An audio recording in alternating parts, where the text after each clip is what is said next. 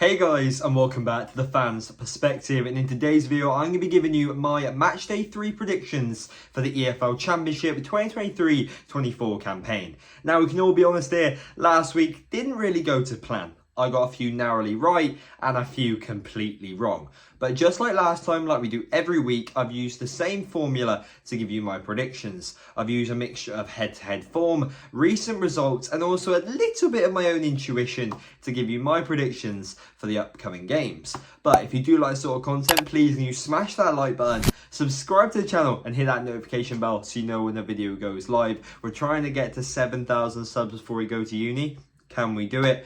Drop a comment down below what your predictions are for any of the upcoming games, and are you a fan of any of these clubs? Without further ado, let's get into it.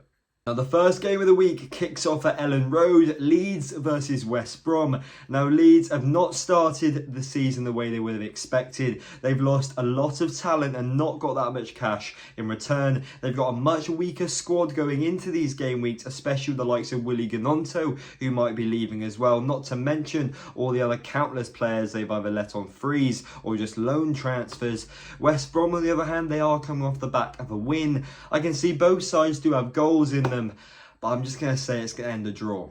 1-1.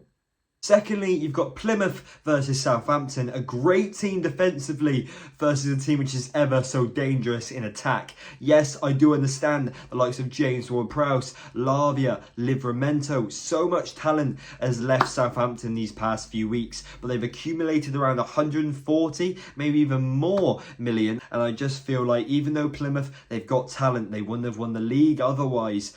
But I just feel like Southampton have a little bit too much of an overpowered squad for the Championship at the minute. So I'm going to go 2-1 Southampton. Blackburn versus Hull seems to be a battle of two goal scorers. Ozan Tufan is coming off the back of a 70-minute Championship hat-trick, and if it wasn't for an atrocious penalty, Smodic would also have a hat-trick to his name. But it did also take a second-half comeback where they come from 2 goals down, when they did have the extra man for Blackburn to get anything in their last game. So I'm going to say a 2-0 Hull victory. I think it's going to be dominant. Even though they're away side, I think they've got pretty decent support, and I do think that Blackburn are going to get mauled by the Tigers. Ashton Gate displays a epic clash this weekend. Bristol City versus Birmingham City. Obviously with this new takeover, Birmingham's got the momentum. Bristol City still on some decent form themselves, but the Blues have only lost 4 of their last 25 games against the Robins. Even all of the last games between these two clubs have been absolute goal fest, so I do have very high expectations. Even I've been to one of these games where even though Bristol City struck early, well, the writing was on the wall after an Andy Vyman, ex-Villa player by the way, scored an own goal, and then a late goal. I believe it was a 3-1 win for Birmingham City. I'm not going to say it's going to be that dominant for them though, but I still think it's going to be a Blues win. I'm going to go a 2-1 win for Tom Brady's boys. Leicester versus Cardiff is another simple one for me. They further bolstered their squad after bossing the first 2 game weeks, and Leicester don't even look full strength. And then on the other hand, you have a Cardiff side which just conceded 2 goals to Gareth Ainsworth. Like I said, pretty simple, routine victory for the Foxes. Home atmosphere, they've got it all. I'm going to say a 2-0 win for Leicester City. In Middlesbrough versus Huddersfield, you have a repeat of a very recent cup clash, which culminated in an early red card and a 5-goal thriller, which Borough came out on top. But in this one, I can only see a draw. Borough have just recently lost their firepower to Ajax, and I can just see the two teams levelling each other out. I'm going to go 1-1. We then have QPR versus Ipswich. Now QPR fans have been sent on somewhat of an emotional rollercoaster as of late. They lost 5-0 to Oxford. They lost 4-0 to Watford. I'm pretty sure they'd be scared of me at this point. But no, in all seriousness, they got a shock win in the league and then lost it in the dying embers, I think the 99th minute in the cup. But for them, I just don't really think there's a happy ending. They're playing an Ipswich side which, just like last season, are ruthless in front of goal. They're going to be clinical, especially against the sides which aren't the best defensively. They've done it against Sunderland. They've done it against even bigger sides. I'm going to say a 3-1 win for Ipswich. On the lines of sensational form, look no further than Preston North End. They travel to Sheffield Wednesday, who haven't really been able to find a rhythm with their new coach as of yet.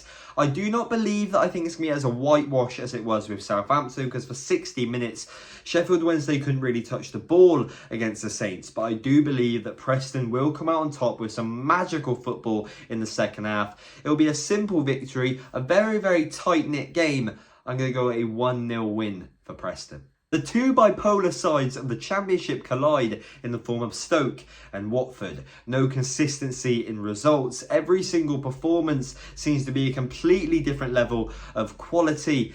And the stats really don't sit in Stoke's favour. The home win against Rotherham was their first home win since March. And Watford really do seem to have their number. So I'm going to say it's goals galore, just in the favour of the Hornets. A 3-2 win for Watford.